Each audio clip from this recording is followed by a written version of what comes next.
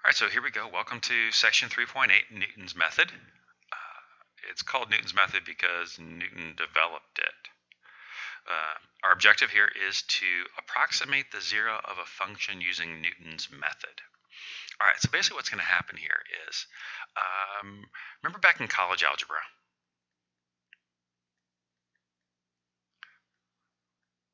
When you use your graphing calculator to find zeros of a function, and you'd graph a function on your calculator, and your function did something like this, right? And you cared about finding that zero right there. And it was something that for whatever reason you couldn't do by hand. And so you would zoom in on it, and then you would use a command on the calculator, and the calculator would tell you that that zero right there was x equals, and I'm completely making up a number here, 1.765938, whatever, Okay? How did your calculator do that?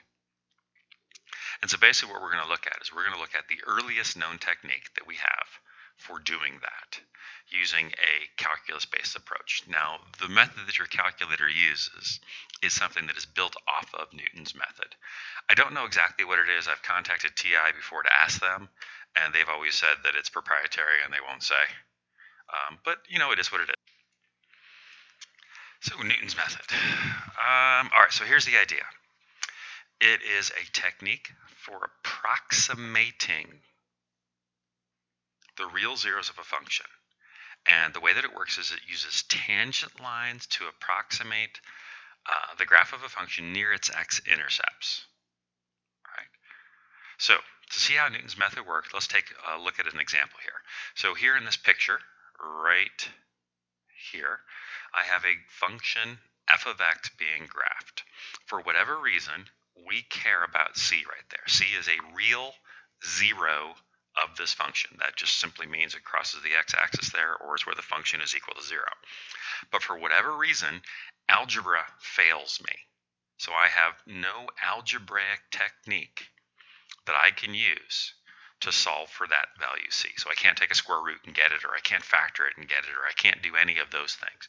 And since algebra fails me, I need something more powerful, and that's where Newton's method, and then later on in the history of mathematics, some modifications on Newton's method were developed that make it happen faster.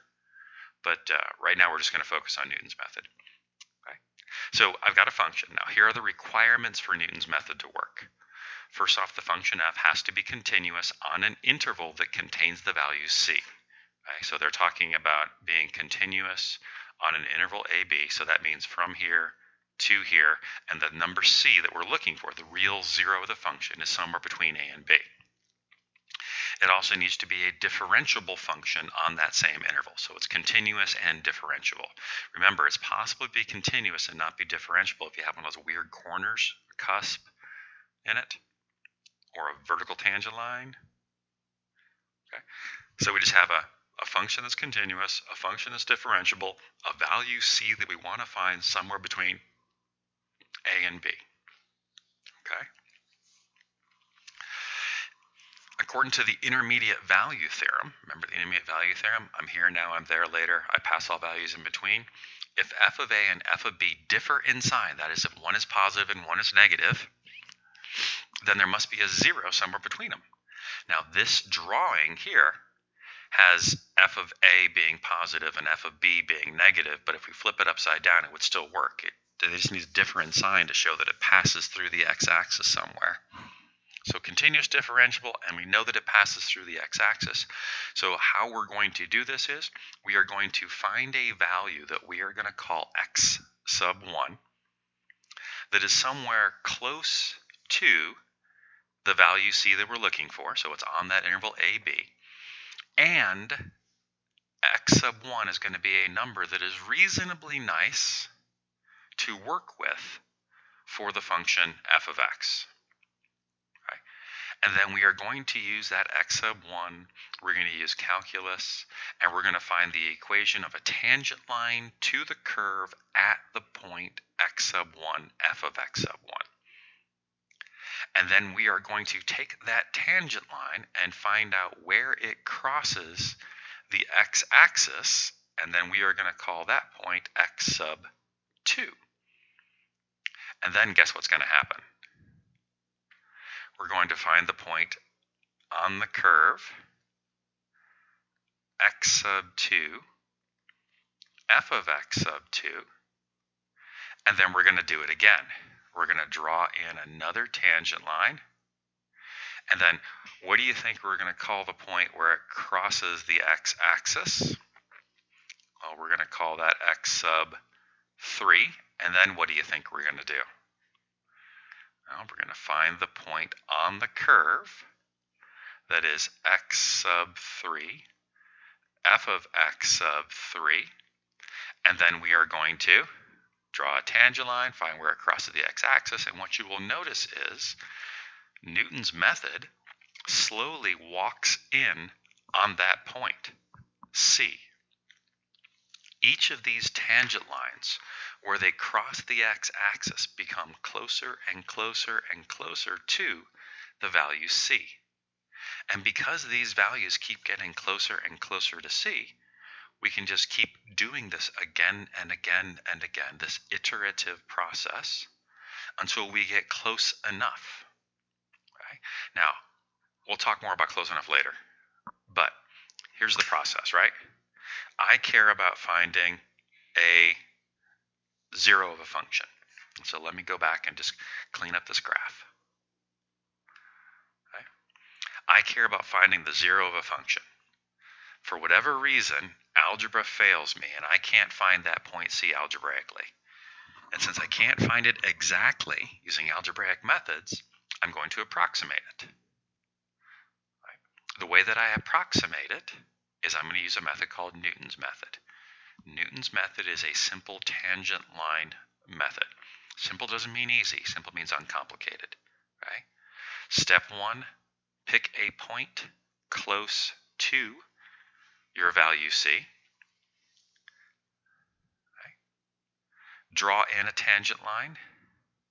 The tangent line crosses the x-axis somewhere, and the reason we use tangent lines is because tangent lines, lines in general, are very easy to find their intercepts.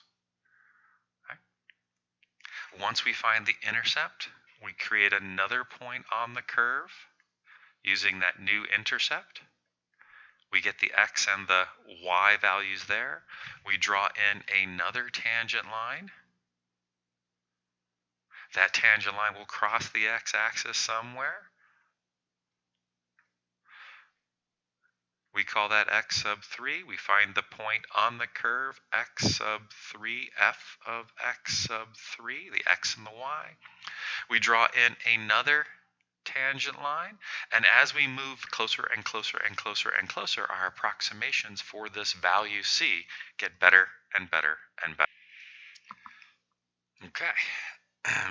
So, we're finding approximations for a zero of a function. And so here is the step-by-step process. Let f of c is equal to 0. All right, so basically what we're saying here with this point, or this statement right here, is we're saying that a value c exists where the function is equal to 0. And we're saying that we have a function that is differentiable on an interval containing that c. And then we use these steps right here to find that value. We make an initial estimate, x sub 1, that is close to c. Okay? We determine a new approximation using this iterative process right here. Now, this looks like magic, because how did this come about? So let's go back up here to some open space that I left so we can discuss this. All right, so I'm going to need this picture too, so let me clean this thing up so we can talk about this.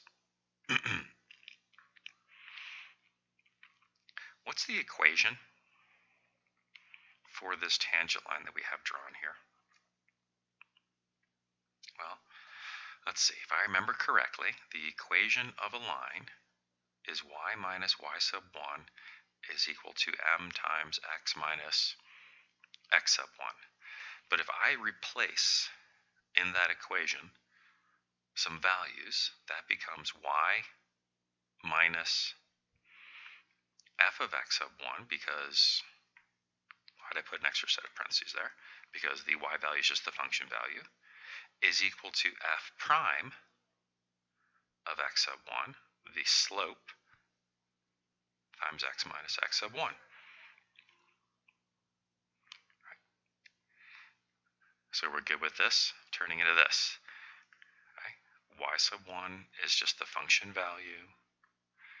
The slope of the tangent line is just the value of the derivative. And then if I want this to cross the x-axis, I just set y to 0 and solve. So then I get 0 minus f of x sub 1 is equal to f prime of x sub 1 times x minus x sub 1. Okay. I don't want times f prime, so I'll divide. So that gives me negative f of x1 divided by f prime of x sub 1 is equal to, and I no longer need these parentheses over here on the right-hand side. It's just x minus x sub 1. Remember, I'm solving for x here because I want to find out when it's across the x-axis. So I'm going to move this to the other side. And I get then that x sub 1 minus f of x sub 1 divided by f prime of x sub 1 is equal to x. And so this right here, we just solve for when the tangent line crosses the x-axis. And so if I go back up here to the picture, what do we call that? Well, we call that x sub 2. Okay. But if x sub 2 is equal to x sub 1 minus f of x sub 1 divided by f prime of x sub 1, what would x sub 3 be? Well, that would be x sub 2 minus f of x sub 2 divided by f prime of x sub 2. And what would x sub 4 be? Well, that would be x sub 3 minus f of x sub 3 divided by f prime of x sub 3.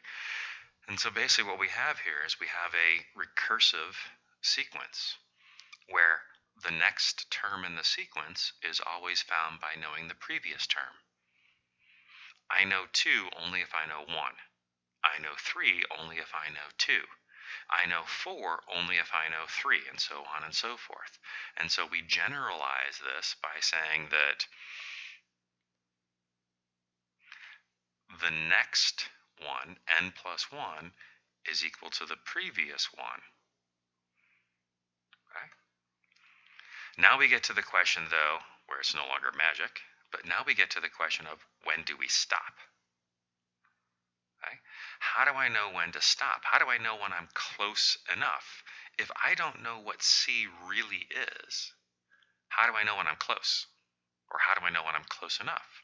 And so what we do, and how Newton's method works, is it says, take a look at the difference between two successive x values. And when that difference is within the desired accuracy, we stop. So let's say that I want to approximate this, and I need accuracy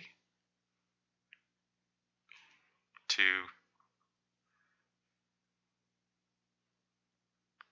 thousandths place. Then what I'm going to keep doing is I'm going to keep finding values for this until the next one doesn't differ from the last one by more than 1,000th.